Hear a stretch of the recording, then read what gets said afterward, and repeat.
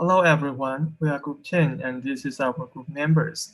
Today we are going to talk about animal locomotion, how and why animals move the way they do.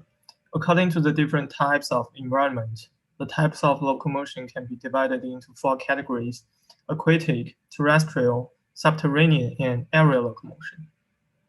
So here is our content. And now I will have a brief introduction of animal locomotion. So what is animal locomotion? Locomotion in ethology, any of a variety of movements among animals that results in progression from one place to another. To locomote, all animals require both propulsive and control mechanisms. The diverse of propulsive mechanisms of animals involve a contractile structure, muscles in most cases. To generate a propulsive force, the quantity, quality, and position of contractions are initiated and coordinated by the nerve system. Through this coordination, rhythmic movements of the appendage or body produce locomotion.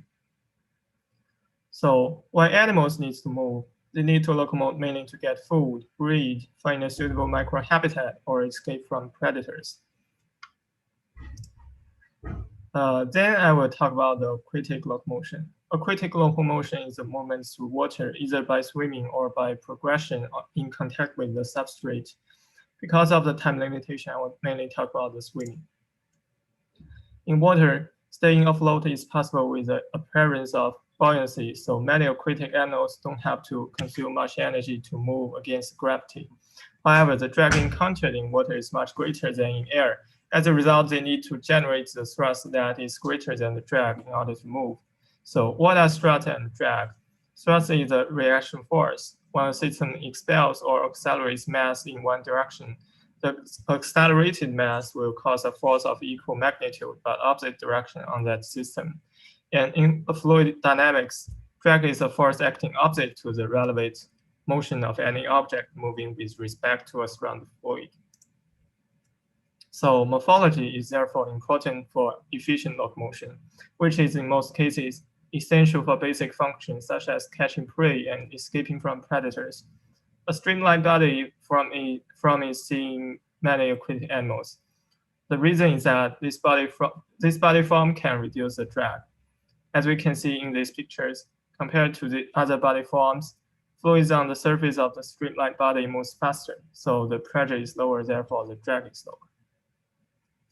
Fish swim by exerting force against the surrounding water. The primary means by which fish generate thrust is by contracting muscles to oscillate the body from side to side. The resulting flexion waves ending at the large tail fin. Finner control, such as for slow movements, is often achieved with thrust from pectoral fins.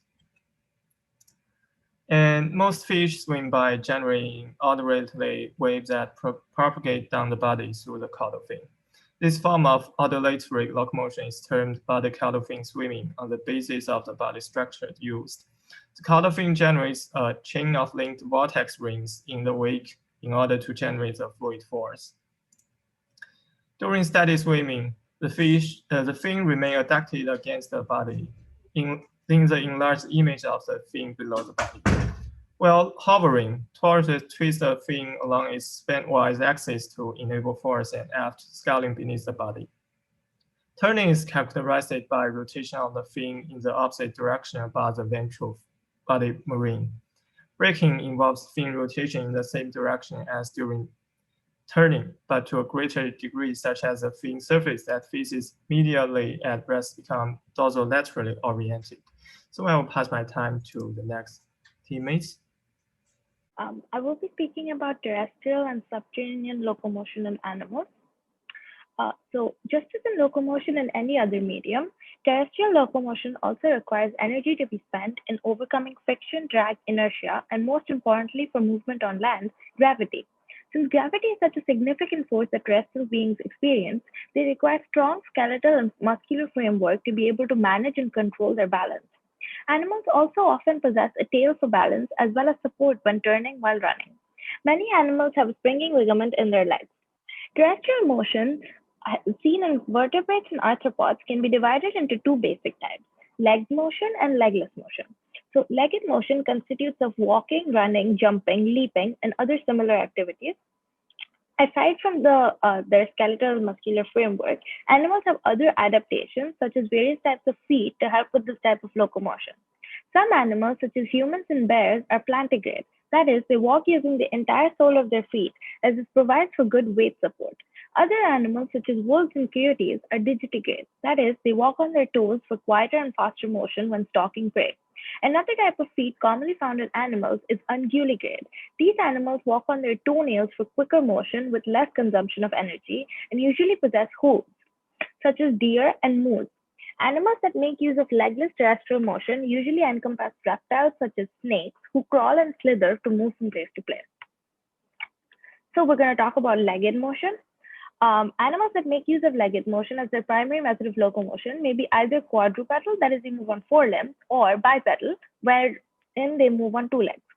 So quadrupedalism involves the use of both their fore and hind limbs, although some animals may be hind leg dominated, while others make use of all four limbs equally. Bipedalism evolved from quadrupedalism, and theories about why this evolutionary step occurred speculate that it may be because bipedalism uses less energy than quadrupedalism. It is also speculated that this change may have evolved because bipedalism allows animals to experience the cooler air further away from the ground and allows less body surface area to be exposed to direct sunlight. It's very rare, only seen in humans and kangaroos, for animals to use bipedalism as their regular and primary means of locomotion. A more common sight is facultative bipedalism, wherein animals temporarily make use of bipedalism to perform particular functions such as reaching for food up on trees. So other than walking and running, jumping, although rare, is also used as a primary mode of locomotion. Kangaroos, on top of being habitually bipedal, which is already rare, are also the only large mammals that jump instead of walking. To help with their movement, kangaroos have a very and thigh large and strong thigh and shin muscles, as well as highly elastic leg tendons, which produce the energy required for jumping. They also possess a strong muscular tail for balance, as well as four-toed feet, which increase landing surface area, thus providing greater support in their movement. Other animals that move by jumping and leaping are rabbits. So all animals that make use of legless motion are cold-blooded and lack appendages. Instead, they use their bodies to generate propulsive forces for movement. There are three methods of movement commonly used by such animals. Some have smooth, dry undersides on which they can easily slide, while others secrete a layer of mucus to help reduce friction and to protect from injury. Some animals, such as earthworms, also have bristles that help hook into the soil for propulsion forward. We're now going to look at subterranean locomotion. So some animals, such as earthworms and moles, spend their entire lives underground, while some alternate between spending time underground and above ground, while others spend only part of their life cycle underground, such as in the case of some types of insect larvae. So many animals, although primarily terrestrial, burrow underground to hunt for food such as roots, worms, and insect eggs. Living underground has many advantages, primarily in offering protection from terrestrial predators, extreme hot or cold temperatures, and overly dry climates. The primary method of locomotion used by most subterranean animals is burrowing. These animals usually have compact, rounded, or cylindrical bodies for aerodynamic purposes when moving through the solid soil. They're equipped with short, powerful forelimbs that are adapted for digging with large hands and powerful claws. Some species even have powerful incisors that they can use to burrow through the soil. Aside from burrowing, the other most common movement underground is peristalsis. Peristalsis is a symmetrical contraction and relaxation of muscles that propagate in a wave down a tube. This method is used by annelids such as earthworms, which spend their entire lives underground. They have longitudinal and circular muscles that contract alternatively, creating a wave-like motion throughout their body and thus propagating the animal forward. Earthworms also have bristles that on the underside of their body, which grasp the soil and help in propagation. I'm going to pass the time to my group mate now. Okay, so let's talk about the aerial locomotion. So next, so let's talk about flying, and there are two types of flying, which is powered or unpowered.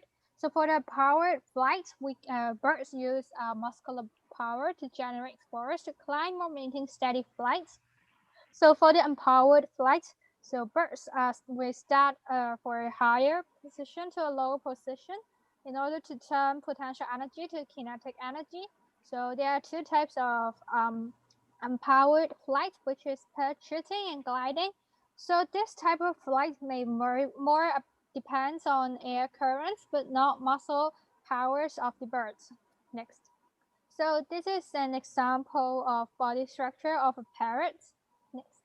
Okay, so let's first talk about its neck. So we can see that the parrot neck is stretched out while it is flying because it's all about the center of the mass. So the center of the mass of birds is on a point close to the shoulder. So when a bird flying, it is stretched straight out their neck in order to offset the body part of head to the shoulder, like what the small picture shows. So for the legs, they will stretch their legs to a nearly flat position in order to reduce their air resistance. So for the tail, they will have a large piece of tail, which is for stability of and control of flight.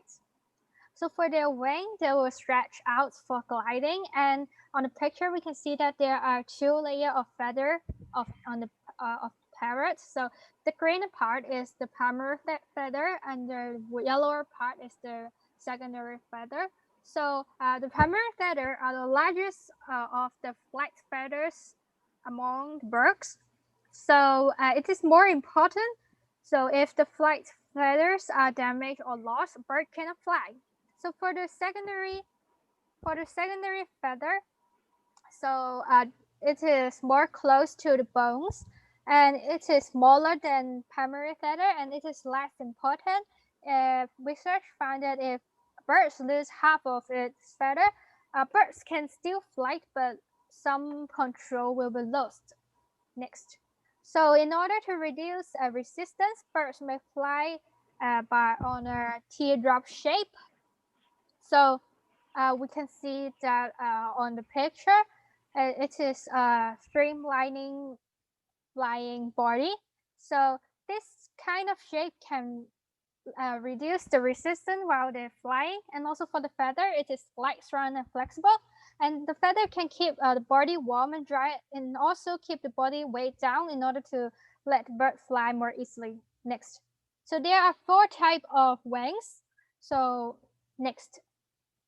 So on the left-hand side, we can see passive soaring and elliptical for wings. So these 2 of wings is for the first wing, passive, is for larger animals. They have longer primary feather in order to catch the air to rise.